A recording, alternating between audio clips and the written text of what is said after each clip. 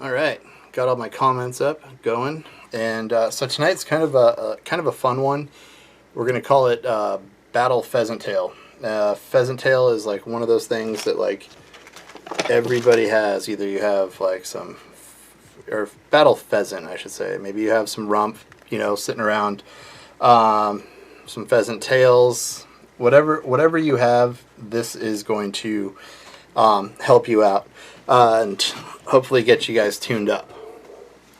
So it's going to be a good mix, lots of fun stuff going on, and we'll go from there. Let's see, Andy, what's up, man? Firehole, hello. Let's see. All right. So I think what we'll do first here is we're going to try to zoom in just a bit, as usual. Let's see if I can't get that to zoom in. Maybe not. Drink a little coffee. We'll zoom everybody in here. This is going to get changed up here in a bit. Wow. Perfect. Perfect, perfect, perfect. So for you guys that are on the website side of things, it's gonna be pretty interesting. It's gonna be pretty kind of new. We're gonna be on YouTube now, no longer on live stream. So it's kind of big news for us. It's good, better quality, better control. So first up, we're gonna go ahead and I'm gonna kind of clear some of these things. My interwebs were being very naughty prior to the show kicking off. What kind of whiskey is in my coffee? I do not drink alcohol very often, so there would be like no whiskey in my coffee. Although I was just gifted a very nice bottle of whiskey. So in the vise we're going to have Firehole 516 jig hook. I'm going to start off with the Frenchie. I know in the description it says it's a decades-old pattern. Maybe it's not decades old, but I think it's been around for quite a while. So we'll see how it all goes. Streaming on the big screen. Yeah, YouTube's super good for that, Andy. That's awesome. I don't even know what I just dropped, but we'll deal with it. So make sure, there we go, cool. Doing some tip replacement work right now. So yeah, we're gonna go ahead and just start things off with the Frenchie. I'm gonna use a little bit of Coq de Leon. This is from a full skin. I do like buying the full skin just because you get a lifetime supply of Coq de Leon, but it's up to you. Who makes that bobbin? Nobody does. It's secret.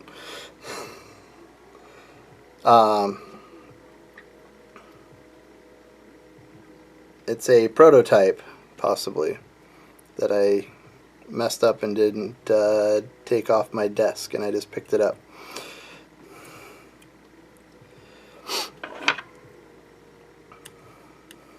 So I'm going to tie in our Coq de Leon tail. I'm not really concerned about, overall my length of tail. I do it about the length of the hook, though, for this example here. I like a little bit longer tail, for my personal opinion, just because I feel like it, spreads the fly out and also gets it a little bit of extra movement.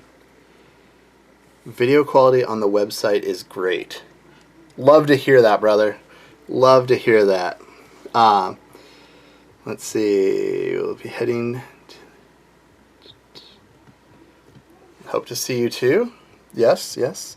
So what I'm going to do is I'm going to take a little bit of, you can use small, you could use BR, whatever you have available. You can alternate your colors, and this is just some uni wire. And if anybody read Cheech's and Curtis's little report about uni wire, it was pretty interesting to understand why there's variance in colors. So I just tie that wire in, and I leave about one wrap of my body material open on there. You can add, your non-lead wire in there if you want. I like to keep these pretty thin. because I want it to sink fast. And that makes sense because it's all surface to mass ratio. So this happens to be a dun or a darkened, you know, it's kind of just a darker pheasant tail. And I like this just because it gives it a little bit darker profile. But as you guys know, to change this fly up, I mean, you can go, you know, purples, they have yellow, you know, you can rock a natural, you can do any number of crazy amounts of things to this pattern. You could use a gold bead, silver bead, black bead, it doesn't really matter. Point is this is one of the most adaptable flies out there. Fly fishing Jeffrey. Hello, hello. Let's see. E-Rock, what's up, brother? You better bring that Ranger up here. Me and the 5-year-old would love to do some bass battle at the Bass and Fly tournament. If you guys live in Northern California, there's a really fun bass and fly fishing tournament on the California Delta. 2-day event, and I have opted to bring my 5-year-old as my partner. It may sound crazy, but the kid catches bass like nobody's business. So what I'm going to do here is I'm just going to lock these guys in, and because I'm actually prepared to tie flies tonight, I have our hackle plier. So that makes it a little bit better and easier. When I get up here, oops, lose one there, I'll just go ahead and do one single wrap over, and the guy's just not cooperating. That happens. It's kind of been the story of my day. Nothing has cooperated, but it's not about that. So we'll go ahead and trim this off. And you can see this wire is still kind of hanging out back here. We'll go ahead and trim this just a hair closer. Not really going to come into play too much, but it is there after all. So what I want to do here is I'm going to counter rib. So I'm actually just going to go the opposite way, and you guys can adjust your spacing, your wire color, anything you really want to, you know, spice this fly up, make it 20 different patterns. You could fill a whole box with these and they're all going to catch fish. Argentina, what's up? T-Goose, what's going on? Mariano, hello, hello. You're hoping to make it. Well, I'm glad you're here, brother. Will these tools be written down anywhere?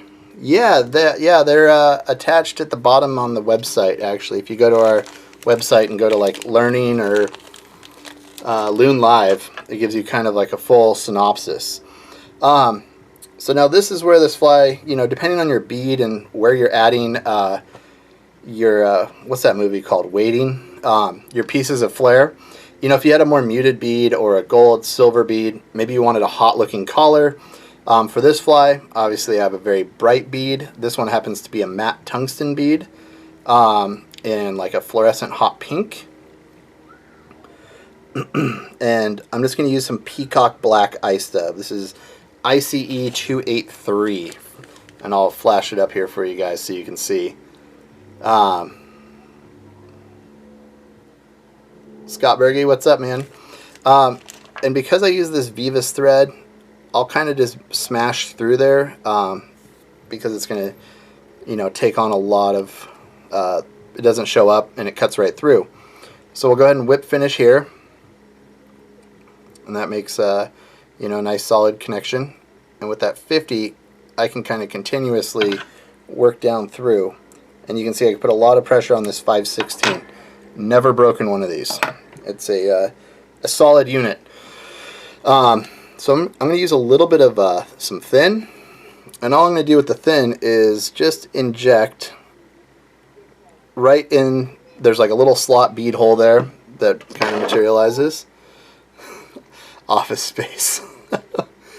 No worries, man. Yeah, everything we aim to please here.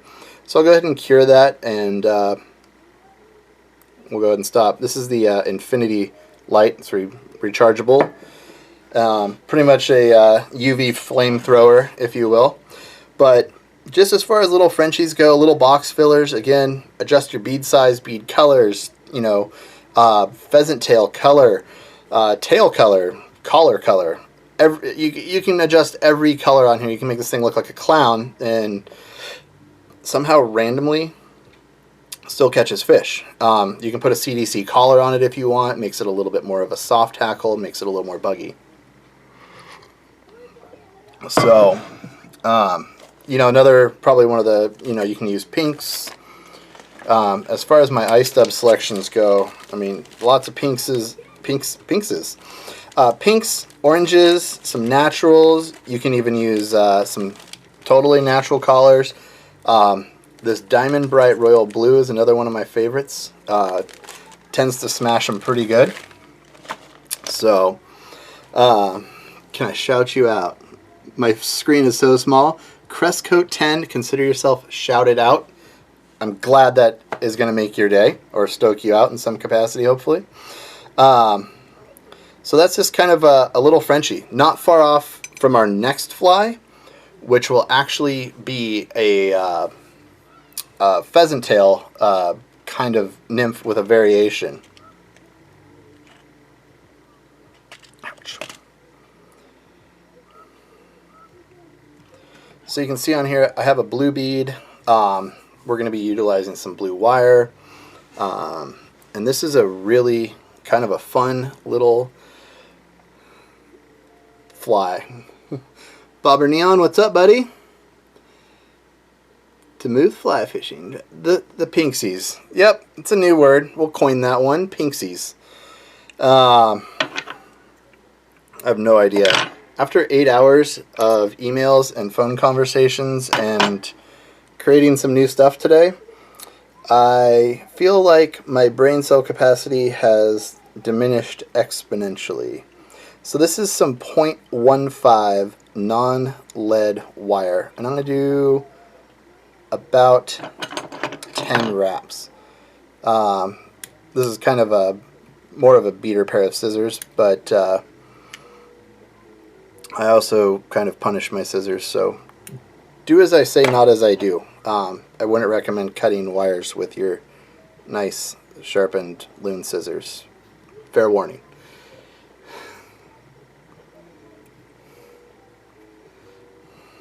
Okay, so you can see I kind of just start building my thread bump here. Then I'm going to go through the wire. I like to start back there, it's just easier for me. And then I'll go ahead and trim this off. Doesn't make a huge difference because pheasant tail is a kind of a thicker material. It's going to lay over pretty much everything pretty nice. But at the end of the day, you know, building a cool taper to your body, with this 50, it's really small.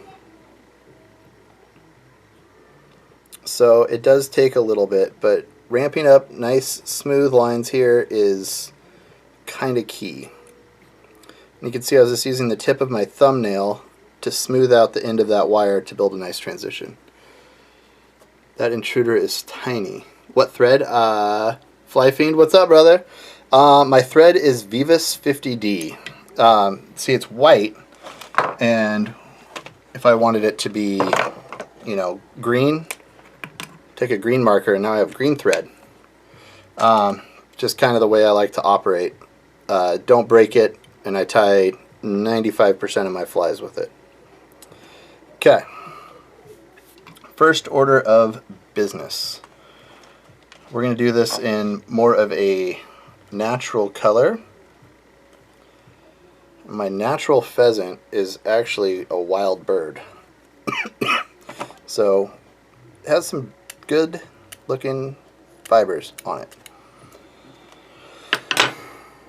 So I'm going to start with about 3 to 5 for our tail. I'm going to save these other guys up over here out of the way. Not a problem, man. Stoked to answer the questions. I tie a lot with that Vivus.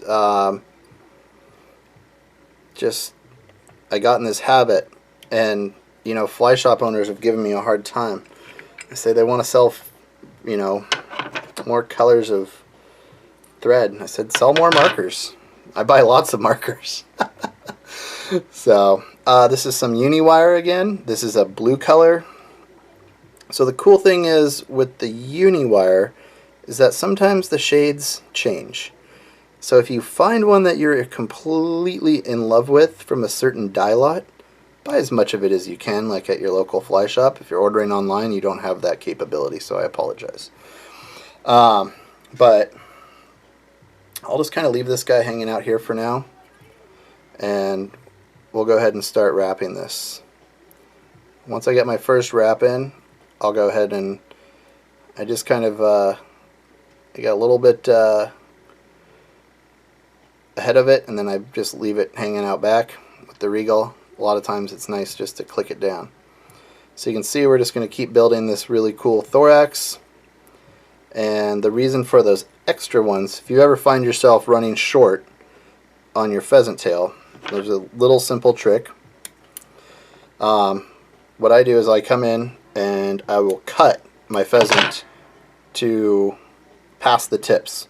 So the tips are not in play anymore, and that's going to kind of better match the size that you were working with, so you don't get a lumpy looking bug. You can see we're starting to progress up our ramp, and I have a really weird time. I always kind of wrap over where I need to be, and where my thread's back at now is where I'm going to start working with like my wing case, stuff like that. Bilbo the Just, what's up? Fly Alexis, what's up? What's up? Condor Flies, how's it going, brother?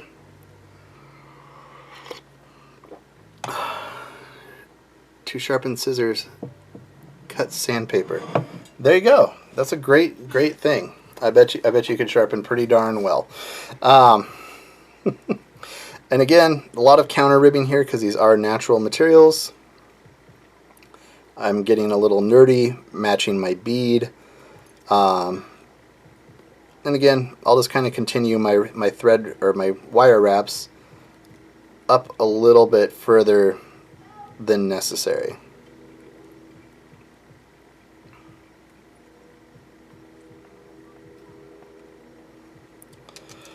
So there's a couple little tricks here. So I have this pheasant rump, and at the end of the rump it'd probably be, it's kind of actually, these are the longer feathers. When you get into the shorter guys, there's this really cool, I don't know if you'll be able to see it,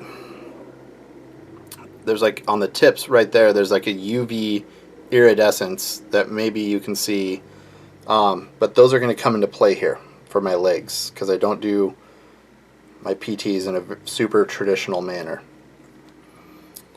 We're going to go ahead and utilize some hairline strung peacock. It is the 5 to 7 inch large, and we're going to get a few more pieces from our tail section.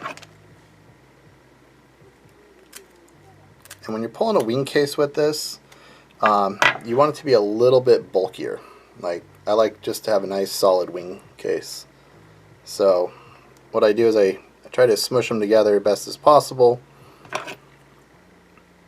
You can add flash here if you want to, because we're going to make this kind of epoxy back PT. If you want to add flash, you do that first. Just full disclosure.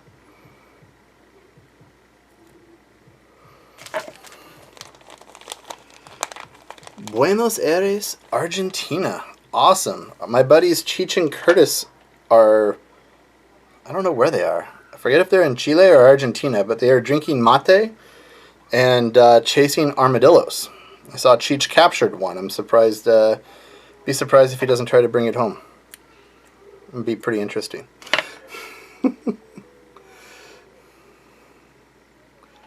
Lots of Argentina. I dig it, man. That's awesome. Thanks for tuning in, guys. So I'm going to tie these in tips first, And I'm just going to simply start palmering forward, building a cool thorax. And once I get about here, we'll show you what we're going to go ahead and stop. You don't have to have legs on this pattern like the original Pheasant Tail. I think it was just like wire wrapped in there. Yeah, it was something very similar.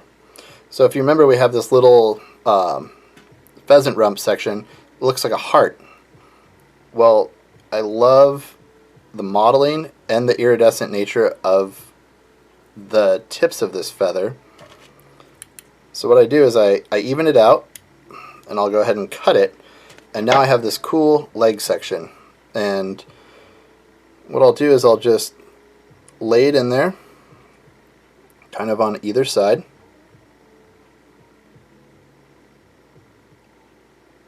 And I'll just lash it down. And it's a really small, tiny little leg. But because pheasant is one of the few naturally UV reactive materials, I really dig the result. So I'm going to kind of just work over this just a few times with my peacock. I'll go ahead and lash that in there.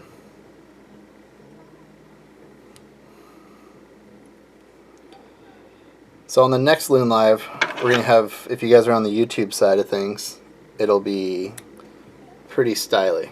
You'll see. It's still trout season here. I live where it's never not trout season, but I like that. So we'll go ahead and I pull that wing case over, and I'm just going to go ahead and leverage in the best that I can. Drink some coffee and find my thing that makes my thread brown. So I don't cut this until I'm done whip finishing, and here's the reason why. I have ruined many flies by jumping the gun and cutting everything off, and then I feel like a fool. So I've tried to eliminate that step from my life. So far, we're looking good. So we'll go ahead and do that. And these are a micro tip scissor. It's going to get in there nice and tight. And the rest of it's going to get covered with some UV anywho. So again, I'm going to come in with some of our thin.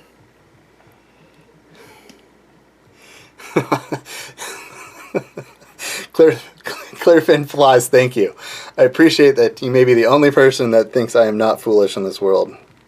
10 extra points for you, sir. So I'm going to go ahead and just build a cool little epoxy bubble. And if you have trouble getting it to dome, if you turn it upside down, gravity has this tendency just to suck. And it'll create a natural dome for you. And if you cure upside down, you'll get really cool looking domes with a good taper on either end. That is if you put your fly in the vise level. So just take note of that. So we'll cure for our allotted time, 10 seconds. That was probably like 5. And now we have a really nice looking pheasant tail. So we have peacock, UV reactive. We have pheasant, which is UV reactive. And we have blue. What does blue represent? I don't know, but for some reason I have some secret love for blue in my trout flies. They seem to like it. Blue and purple seem to do rather well for me. Daniel, what's up, man? Carlitos, hello, hello. So that's just a little, PT variation. Again, if you're starting out and you're new to tying, this is one of those flies that you can fill your box. Peacock comes in like 500 different colors now. You can get it dyed over natural. You can get it bleached and dyed. Same thing goes with pheasant tail. Beads and wire obviously come in a gaggle of colors. Nice nymph hook. Everything that you could need. You could probably do 20 different colorways of this pattern as well. Super versatile and just one of those staples you have to have in the box. Close-up of the legs. Let's see.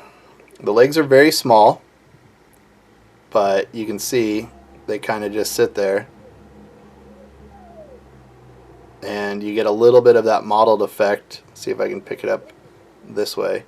You get a little bit of that greenish tint on there. That's pretty clear for an old or Instagram camera. But yeah, just overall, it's going to be a stellar fly. Catch you a lot of fish. Again, you can make them soft hackles. You can make a soft hackle PT. Pretty much anything, which is actually kind of what we're doing next. So we'll segue in there. What are the most common colors for the fly? Man, honestly, like most of them just come in natural with peacock. Like they're pretty vanilla. But since pheasant comes in purple, you know, like I have a purple guy here, like a little bit of everything. Man, sky's the limit.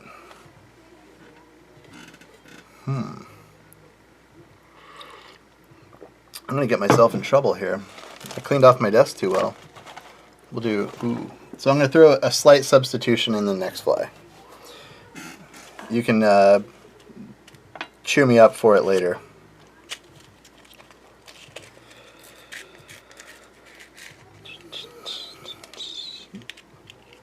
I will gladly accept. I'm going to have to use CDC instead of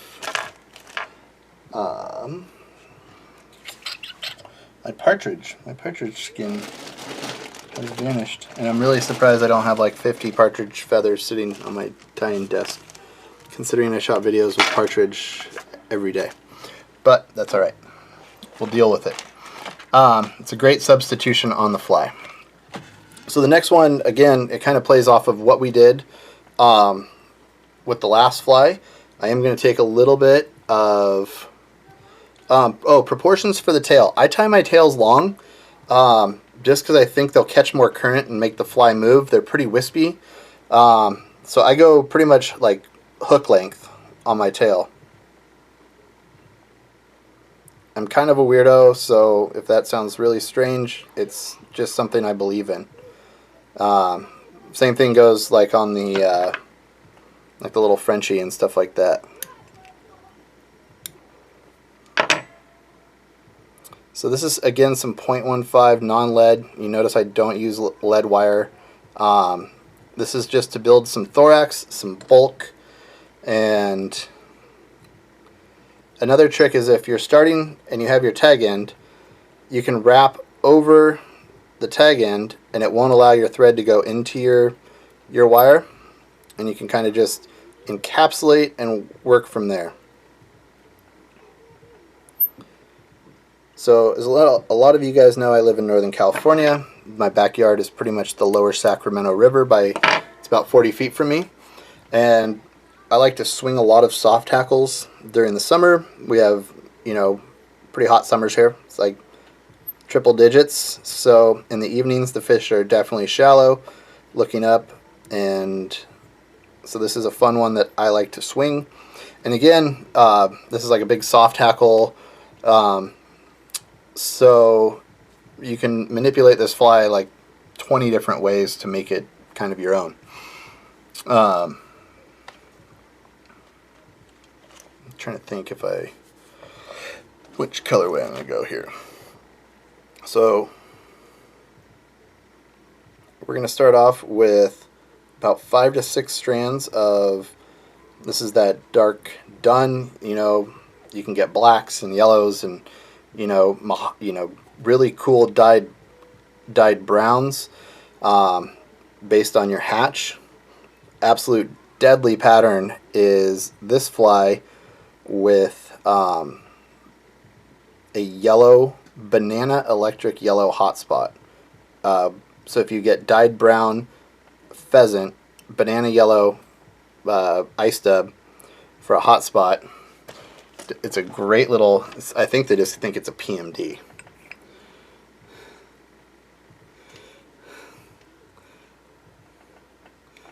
Composite loop. No, I'm not going to, well, could do a really cool composite loop. Well, it wouldn't be a composite loop though. But we could do a cool loop. We'll try that. I'll show you guys. I will adapt and overcome and show you guys a cool trick. So this is a cool color. They call this fluorescent orange, and it does have a UV quality to it. So it's kind of cool. Kind of pops quite a bit. So I'm going to take this down the side, and I'm going to stop again right about that one turn mark, and I'm going to progress my thread back up just to where I'm hopeful that this pheasant will reach.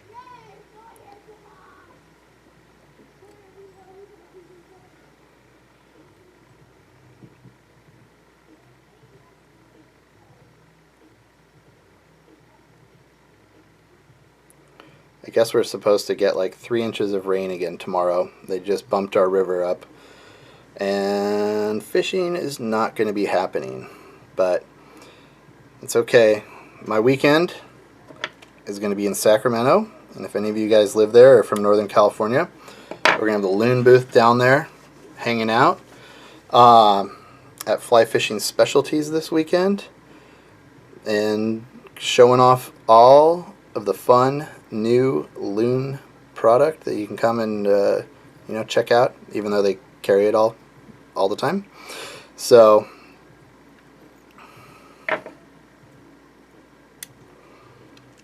I'm going to stop that just a little bit short, and we're going to progress up with a little bit more pheasant tail. But I just went ahead and ribbed just because I'm not concerned about what I'm about to do here as far as durability goes.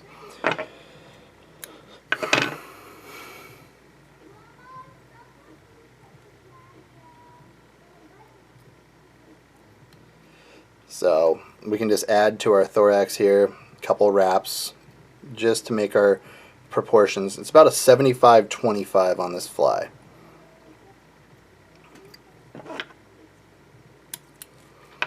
And I don't mind that little dark spot there. Works out fine for me. So now here's where you kind of get to play. Like, I like this UV ice dub shrimp pink. You can use the yellow as well. Really, again, colorways are limited only to your imagination.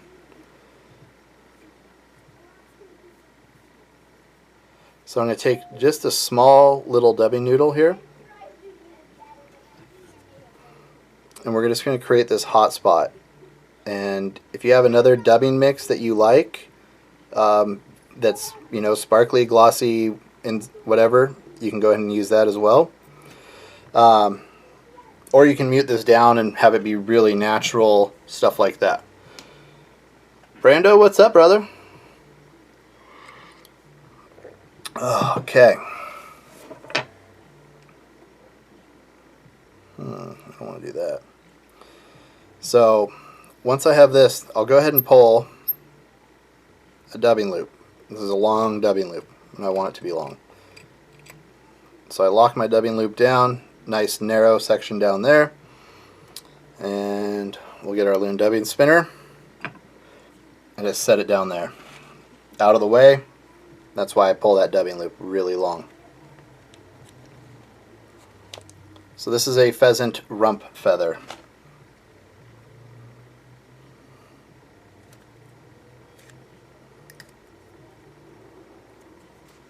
Vacuum will get the rest of those. So what I'm going to do is I'm going to fold this out and down, and then kind of just get it right where I want it. Then I'll go ahead and do a fold.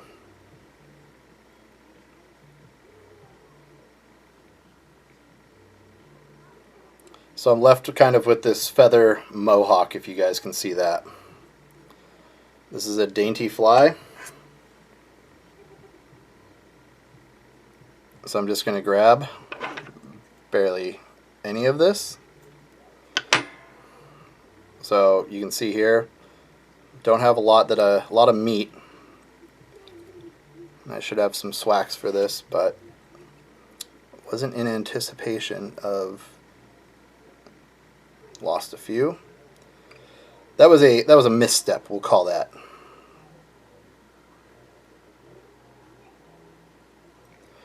I don't know if that's going to be that'll be about right. So what we're going to do is I'm just going to hold a lot of tension here. Trim off the backs. I don't mind that they're a little long. This is really wispy, a really wispy operation. So I'm just going to spin this.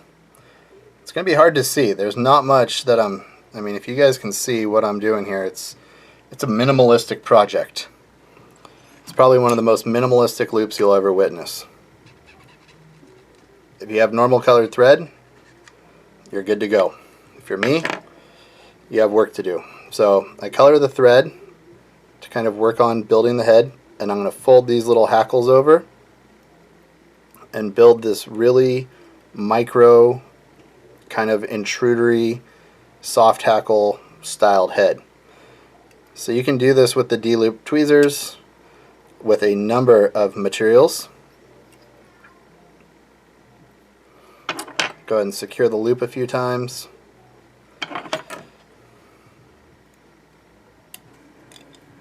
Trim off any excess. And even that like super sparseness right there is going to be, man, you guys on Instagram can't really see. Another cool thing you can always add in, if you wanted a little bit more coverage, you can always add in, I'll just use a little bit of the Coq de Leon. Take it on a loose wrap, just like I would an intruder or a big steelhead fly.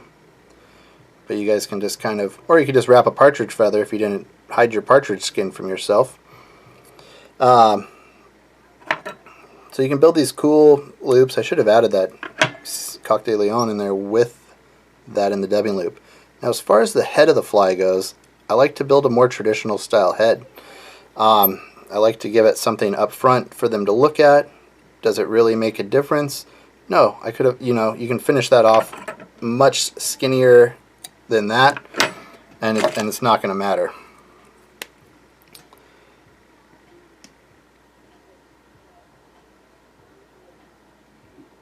So, two brothers, it's a family thing.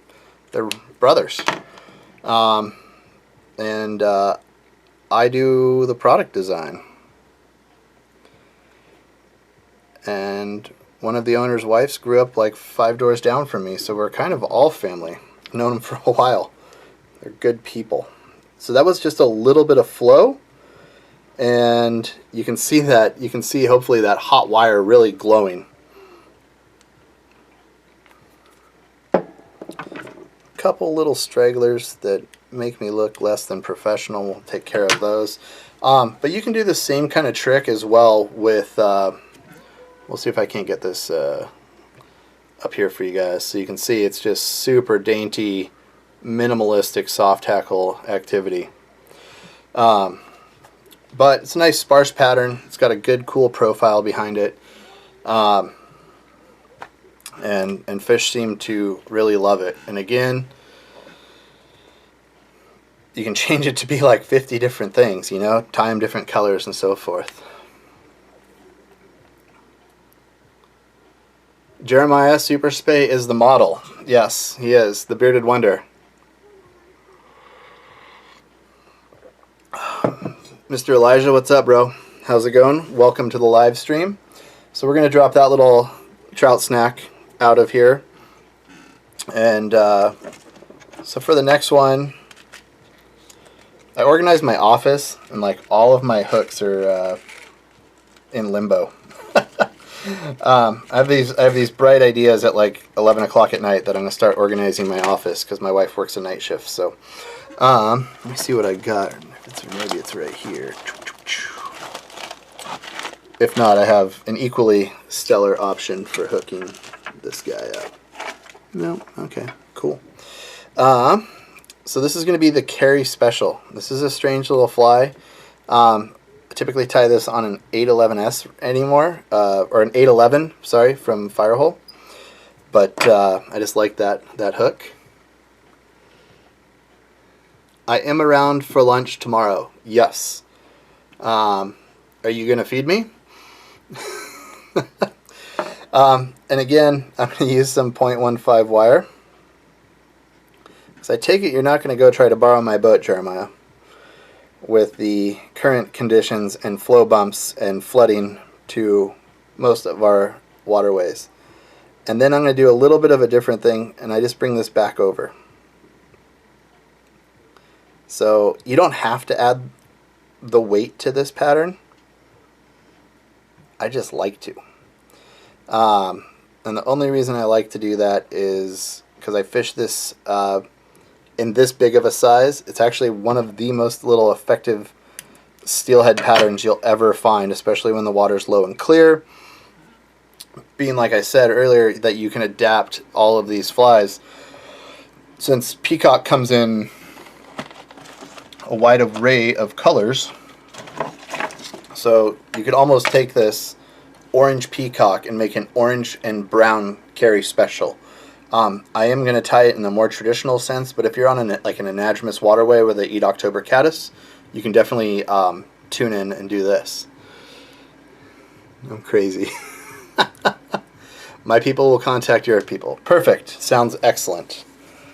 So again, we'll do our little trick with the thread so we can build up over the top and not completely sink into the wire. And we'll go ahead and just start by building. So I'm going to build 2 tapers into this. If you're using something like a 210 or a heavier duty thread, it will go a little bit faster than what you see here, because this is basically like a spider web. So I don't go like, you know, start at the front, and I'm not that kind of I'm not a traditional human is what I'm trying to say. So I'll come down right to about right in front of the hook barb there.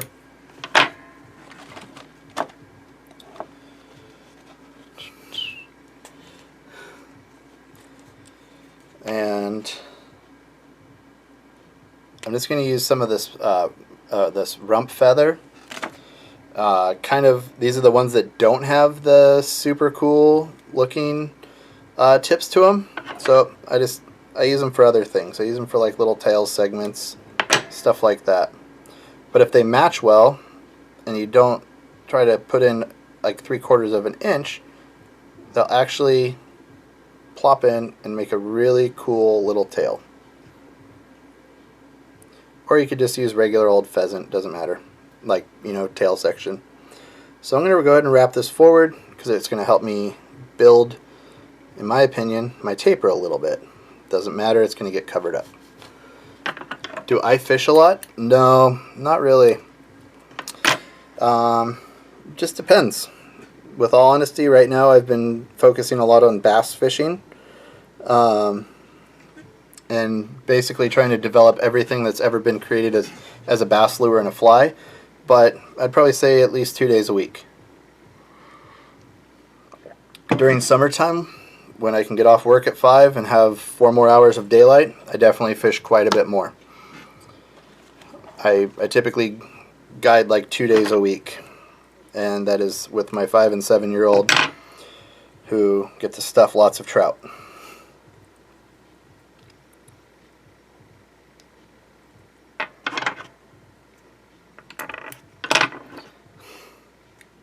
So this is a tinsel, but it's a French tinsel, and so there's like a multi-strand core that is running up this. So if you imagined you had like 3 wires, or, you know, heavy-duty thread strands going this way, and then on like an angle like a 45 or so, there's a wire wrapped around it. So it's a really cool ovalized tinsel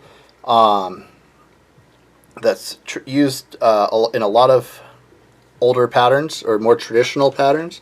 I don't want to offend anybody's age here. But it's a really, really cool tinsel. I use it a lot for steelhead flies. And this, depending on what size you tie it in, you know, can be used for both steelhead and, you know, your standard trout. Smallies are the best. So we have some smallies around. our main bass around here are, well, we have the your standard ditch pickle with the big mouth, and then we also have, you know, a good amount of some smallmouth around, and spotted bass, which are incredibly evil. They're like really mean and like to eat everything. So it's good good adventure for my kids. It's a nice break from having to row the boat. You get on a motor and just power out. So we're going to take about 4 to 5 strands of peacock, and I'm just going to progressively wrap this forward with a mild, you can see I'm holding them flat. That's because I'm wrapping over the last batch with the front batch. And this is also, man, my uncle used to fish these, or he told me he used to fish this. He gave me a bunch of them when I was like 10 when we started tying. But he used to fish these as a like a dragonfly imitation as well, because if you look at your body profile, it's kind of that of a dragonfly.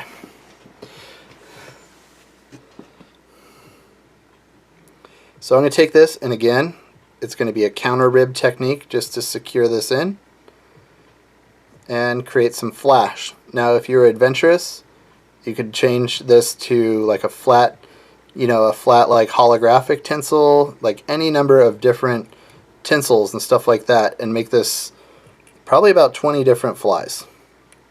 Just going to throw that out there, that pretty much everything I've tied tonight I have probably manipulated about 30 times over. So once we have a good solid connection, you can see this has again a traditionally like a larger style head on it. That's probably because the thread wasn't the same.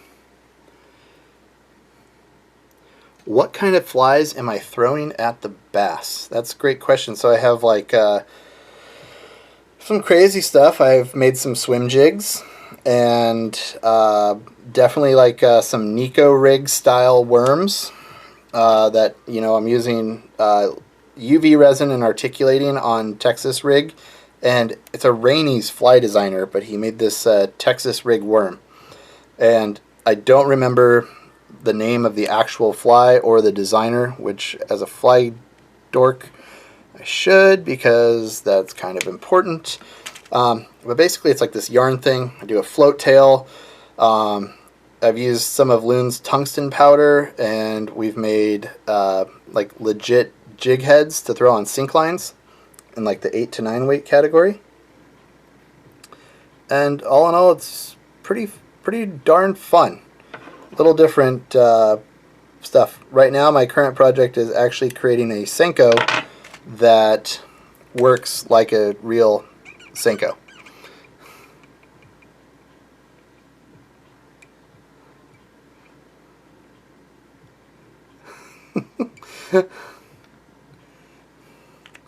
I use real deal peacock. Come on. I guess you could use like ice dub for this too if you wanted to, if you were so inclined. I love organic materials though quite a bit. So we're gonna do just a few wraps. It's kind of a sparse hackle here. Once we get over here, you could dress it up more, less, whatever you feel that you desire. I just kind of go like a weird space style on it, and maybe overdress it a little bit, but it seems to work for my purposes.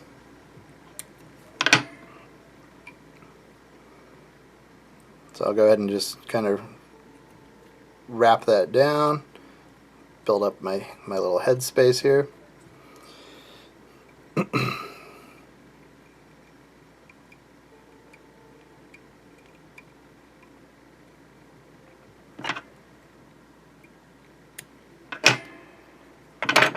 And we'll go ahead and marker it up.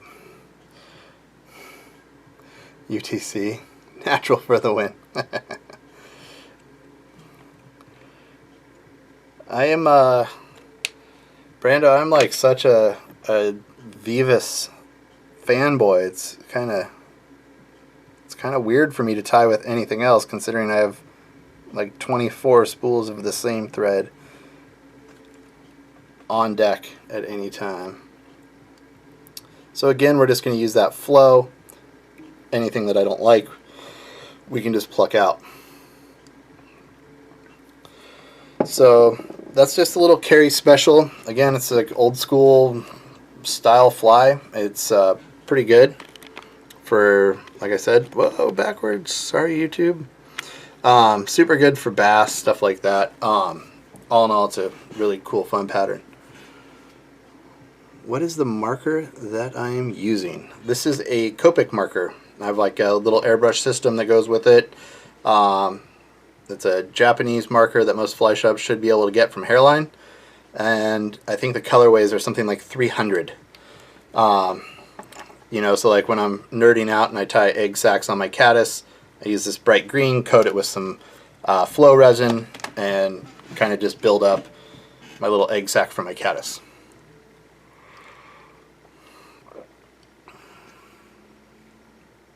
So,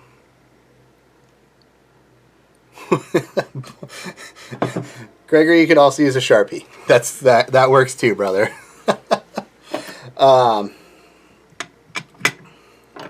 of put some clean stuff up here a bit. So, like I said, guys, if you're in Sacramento or Northern California, not too far away from Sacramento, I'll be down at Fly Fishing Specialties, hanging out this weekend, Saturday. Free hot dogs. They're the hot dog champions of the world. So, they just grill a lot of really good hot dogs. But, anyways, guys, I hope you guys enjoy this, and we will catch you again in 2 weeks. Follow up and watch videos if you would like on our YouTube as well. All right, thanks, guys. Take care, and goodbye.